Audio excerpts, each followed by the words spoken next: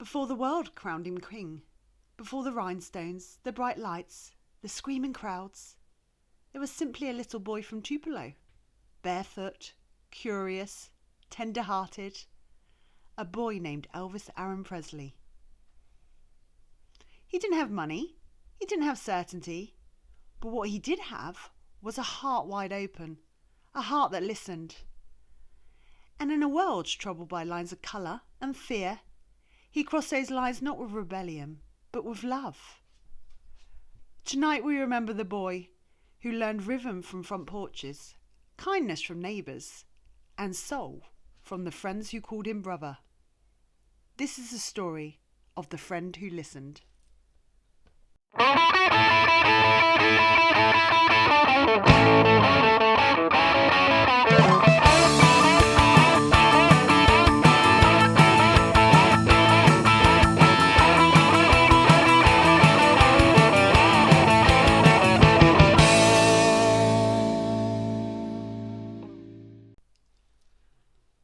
Tupelo in the 1930s was poor, hot, and full of struggle.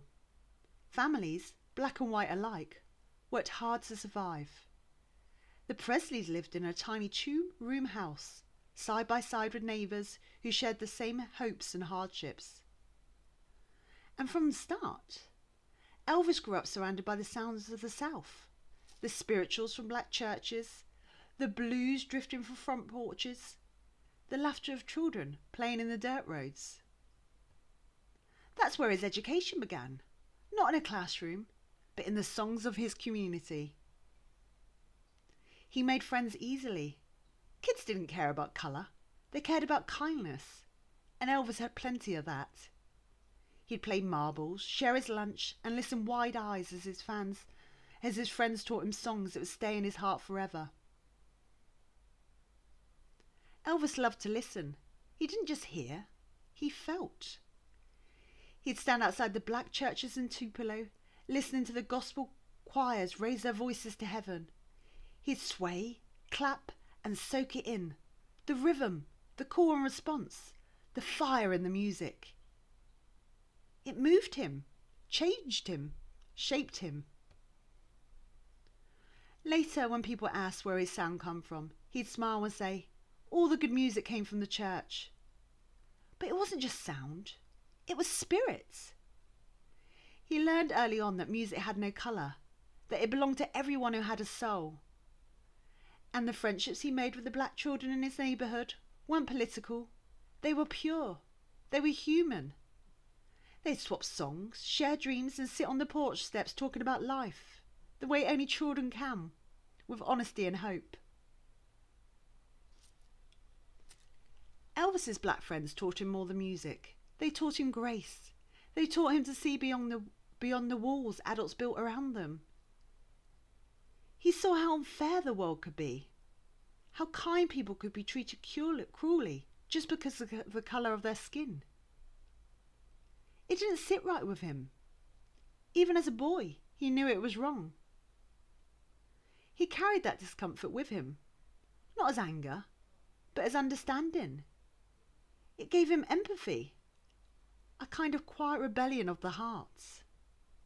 And later, when he became famous, the early lesson in humanity guided the way he treated others. He hired black musicians, shared credit for their influence, and never forgot to speak with respect for where his inspiration came from. When the Presleys moved to Memphis, Elvis found himself living in one of the city's poorest neighbourhoods, Lauderdale Courts near Beale Street. And once again, his world was filled with music and colour. He spent hours in black clubs, not as a star, but as a student, watching B.B. King, Rufus Thomas, and Sister Rosetta Tharpe. He'd nod, tap his foot, then later go home and try and imitate what he'd heard. But it wasn't imitation, it was appreciation. He loved the honesty of the blues, the sound of the gospel, the rhythm of rhythm itself. And he loved the people behind it, his friends who played, sang and laughed with him long before the world was ready to hear their sound on a white radio. Elvis Elvis never forgot those early friendships. He talked about them often, about how those people helped shape him, helped him understand that the heart doesn't see differences. When asked about prejudice, he said simply, "People are just people to me." And he lived that truth. He treated his black friends and colleagues with the same kindness and respect he'd shown since boyhood. When he met the artists who had inspired him, Fats Domino, B.B. King, Mahalia Jackson, he didn't stand above them. He stood with them. He called Fats the real king of rock and roll. He introduced B.B. King with warmth and admiration. He gave credit where it was due. That humility came from the boy who'd share milk and sandwiches with his friends under the Tupelo sun. Elvis Presley didn't just blend musical styles, he blended hearts. His voice carried gospel, blues, country and pop, but more importantly, it carried connection. He became a bridge between worlds that had long been kept apart. And though he never claimed to be a hero, his success helped open doors for others, for the music of the South, for the black artists who'd built the sound he loved. He once said, "I just sing the way I feel." And the way he felt was simple, that everyone deserved to be heard. Fame can harden some people, but not Elvis. Even at the height of his success, he remained humble, gentle, grateful. He remembered his Tupelo friends, their laughter, their songs, their goodness. He'd say, "Those were my people." And they remembered him too, not as a star, but as the kind, shy boy who shared his lunch, sat in churches, and listened like his heart depended on it. Because in a way, it did. In the story of Elvis Presley, you'll find fame, fortune and legend. But if you listen closely, beneath the roar of the crowd, you can still hear something softer.